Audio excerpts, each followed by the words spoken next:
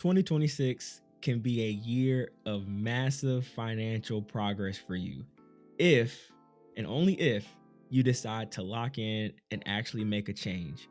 I genuinely believe that 2026 is going to be filled with financial opportunities out the wazoo. Opportunities to earn more, build skills, and create leverage for you and your family. But here's the catch though, opportunity only matters if you're in a position to actually take advantage of it. And in today's episode, I'm going to be walking you through realistic ways to increase your income in 2026, both traditional and some ways that people aren't really talking about enough, in my personal opinion. And I'll also be sharing some mindset shifts and lessons that I picked up or while working towards my own financial goals that may help you on your journey too. This episode is not about getting rich overnight. It's about putting yourself in a position so future opportunities don't pass you by. And with all that being said, welcome back to the Unassuming Life podcast, where it's no face, just finance. And as always, I am your host, the anonymous human behind the computer screen that genuinely wants to see you win with money. Now, let's dive into today's topic. Today's topic is going to be a relatively quick one, but a good one. However, before we even jump into the actual practical ways to increase your income in 2026, there are a few things that I need to get out the way first. These are going to be lessons that I've learned while trying to increase my own income. And I think the things I'm going to touch on real quickly is going to help you too. At least I hope it does. And for starters, I wanted to start by saying that a job does not define you. I'm going to say that one more time. A job does not define you. You define you. You are more than your job. You are an actual human being with goals and interests and desires. You're not a machine, you're not a robot, okay? Your job can be an extension of you, but it should never be your entire identity, at least in my personal opinion, okay? Find hobbies, live life, travel, get new experiences, and actually do something that you're interested in. But your job should not be all of you, in my personal opinion. Number two is small beginnings are okay. Doing jobs that other people don't want to do because they're either hard or boring or maybe even sometimes dirty or stinky is completely okay and fine. I promise. Everyone wants the reward, but no one wants the process that comes with getting said reward. Small beginnings are absolutely everywhere. You look at any type of success story in America today, most times they probably started off very small. No one knew who they were. It just how things work, quite frankly. So don't be afraid of a little bit of elbow grease. Small beginnings are okay. And the last thing that I wanted to bring up is that there's more to life than money. But money does still matter. So I'm pretty sure y'all probably have heard the saying that money isn't everything. I'm gonna add a little ender to that, and that's going to be, but it does make a difference. Okay, so money isn't everything, but it does make a difference. And for those that are tuning in again, if you remember back in the last episode, I had made an analogy where basically I said that money is like oxygen, and when you have enough, you barely think about it, but when you don't, it's all you can think about. So my goal is to help you become financially stable so that money stress doesn't actually control your life. Now that we've laid out those three key lessons slash caveats slash prerequisites, whatever word else you want to use, now let's actually talk about how to actually increase your income in 2026. And so the first three ways I'm going to be talking about are ways that are more or less considered traditional. And then the last two are the ways that I think people aren't talking about as much. And so for starters, we're going to start with higher education. And that's higher education. And I'm going to put a little asterisk beside that. Higher education used correctly. So that's like going to college to actually increase your income. Now, if you do this intentionally, as in use that education to qualify for a job that you couldn't get otherwise, this could be a major strong play towards increasing your income. Now, here's a couple of pro tips that I wanted to give you when it comes to going after higher education that I myself also did to increase my income. But these are some things that I took away from my experience personally, which is study something that you're actually genuinely interested in. Now, for me, I studied computer science, and the reason why I studied computer science was because it was the closest thing that in my mind to get me to video game development. That's what I wanted to do whenever I was coming up in high school and in college. And computer engineering slash computer science was the thing that kind of resonated with me the most. So, with that being said, pick something that you are genuinely interested in. If you want to figure out maybe what you're interested in or what you should go to college and study, try this. Take some time and think about something that you would do even if you wasn't getting paid to do it. And then whatever that thing is, I want you to go to ChatGPT and then put in that career and say what college degree would help me to get that career. And then you'll probably be fine if you go and get that degree. That's my personal little small tidbit of advice for those that maybe have a little bit of difficulty trying to figure out what you may want to go to college and major in. The next thing is, if you are not a fan of going to school and chasing your passion and you just care about money, which again, I want to reiterate, there's more to life than money. But if that is the case for you, then at least choose a field that's in high demand. For me, it just so happened that my interest being in technology also at the time, whenever I was in college, aligned with a high demand skill, AKA programming, computer science, data science, that kind of thing. The next thing, and this is the thing that I wanted to tell those who of you that maybe are going to school but you think that your degree isn't going to be in high demand, is if you are going into a field that or getting a degree that is not in high demand, the biggest thing that you can do for yourself that's automatically going to give you more money in your pocket is getting your college level degree with little to no debt. And I honestly don't even want to say little debt, no debt whatsoever. I know y'all probably have heard people make fun of like degrees or like, made up degrees like underwater basket weaving or whatever, right? Even if you got a underwater basket weaving degree and that was your passion, if you got it with no debt, nobody can say anything to you because it's a net positive at the end of the day because you don't have any debt. Um, so with that being said, I really think that if you are going to school and you are getting a degree in underwater basket weaving, I have no personal problem with that. I just want to see you win. And so I would suggest that you do yourself a favor and get the degree that you're actually interested in, that you're passionate about.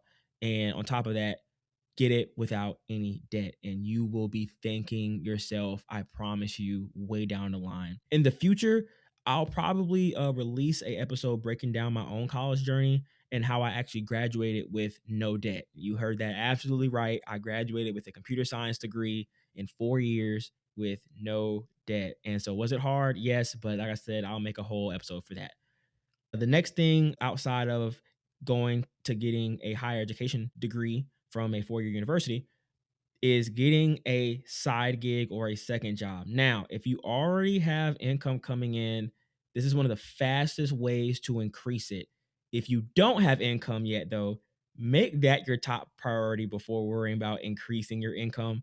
Getting a job or getting a income stream is the most important thing. Even if it's something small, it's okay. McDonald's, Burger King, doesn't really matter. Driving for Uber, doing DoorDash, delivering pizzas, whatever. With that being said, a second job is not glamorous, but it does work. And so I actually want to give you a quick little short story to kind of demonstrate why I said what I said about getting a side gig or a second job is one of the fastest ways to actually increase your income. So really quickly, last year, I actually wanted to save for a trip. Now, I didn't want to disrupt the financial plan I already had in place with the money that was coming in from my main job. So I picked up a temporary night shift job at a local grocery store near my apartment. And so I worked there for about 3-ish months. And I actually, from doing that, was able to pay for my trip in cash. It didn't derail my main financial plan for the money that was coming in from my main job. And I still had an amazing experience. Now, was that hard? Yes, because I really don't think people understand the amount of work that goes into stocking shelves, especially if you work like in like the back in receiving, like how I was doing. Man, that is some back breaking work. I promise you. I had blood, sweat, and tears for sure. So just as a side note, then the next time that you go to a grocery store and you see people stacking shelves, or just any worker in general at a grocery store, just tell them thank you. Ask how their day is going and whatnot, because they be working really hard. Seriously. Um, so was it hard? Yes. Would I do it again?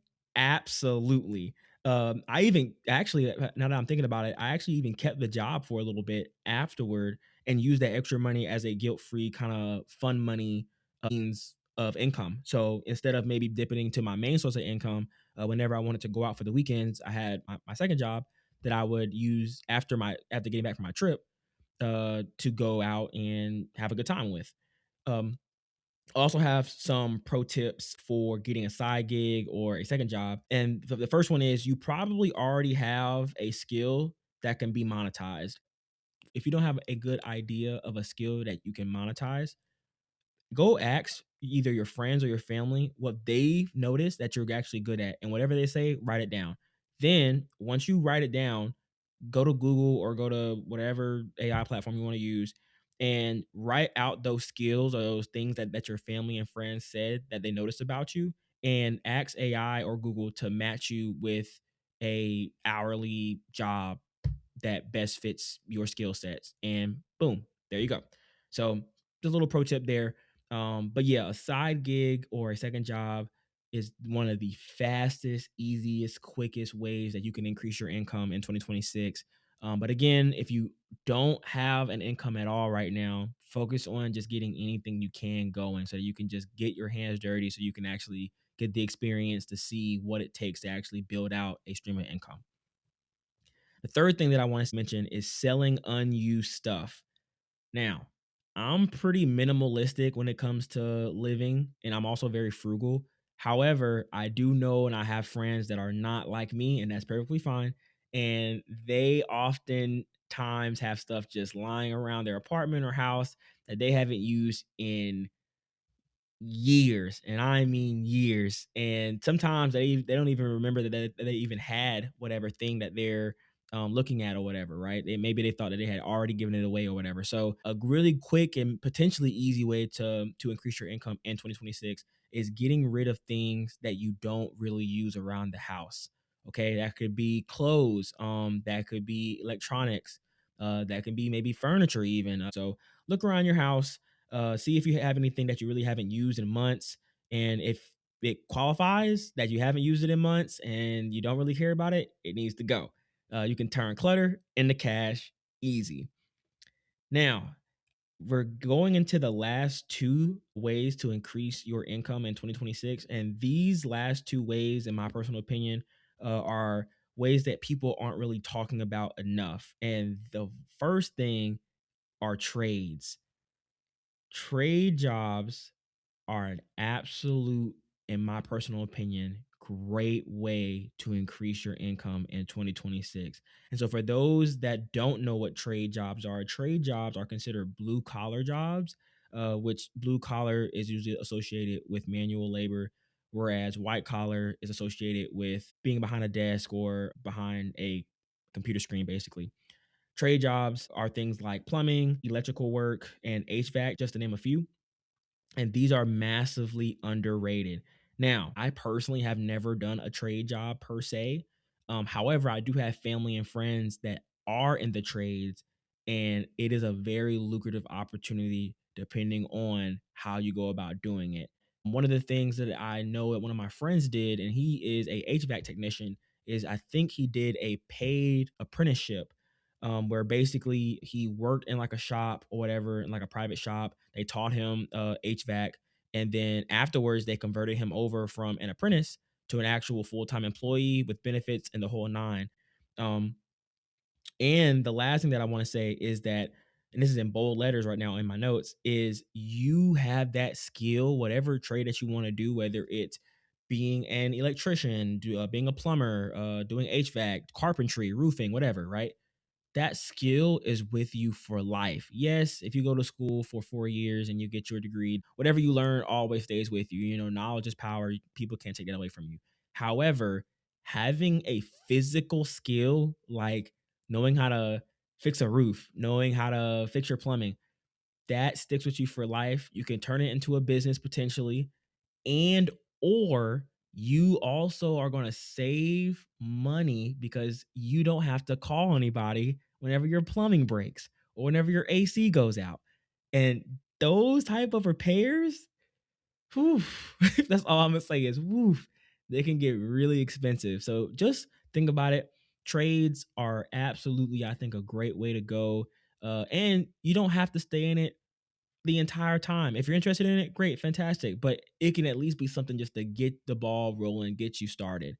Look into it. Like I said, trade jobs and bonus points if it is a unionized trade job. That would be even better. And the last way that you can increase your income in 2026, and that, again, this way is going to be a way that I think people aren't really talking about as much as they need to, and that is upskilling. And when I say upskilling, I mean learning a new skill that you didn't know before with hopes of using that newfound skill to make money. Now, learning a new skill is an investment. And like all investments, it takes time. Things like editing, even cooking, car detailing, lawn care, drawing, music, even content creation. The list is quite frankly endless. All of that or anything that you can think of skill wise that maybe you have an interest in wanting to learn or like you always want to do it, it takes time. So pick something, commit to it long term, and accept the fact that growth is going to be slow at first, but it can open up a lot of doors potentially for you when you start to put the work in when it comes to upskilling. For an example, doors like remote work, for an example, flexible schedules, and the potential to make obviously more money. Regardless, understand that if you do decide to go down the upskilling route, it's going to take time. It's an investment in yourself. Now, wrapping up today's episode, I wanted to remind you that increasing your income isn't easy and that no matter which path you choose, it will require effort, patience, and consistency. An idea that I want to leave you with is every new skill or income stream is a seed. Plant the seed, water it, and don't abandon the garden before harvest season. This has been the Unassuming Life Podcast, and I'll catch you in the next one.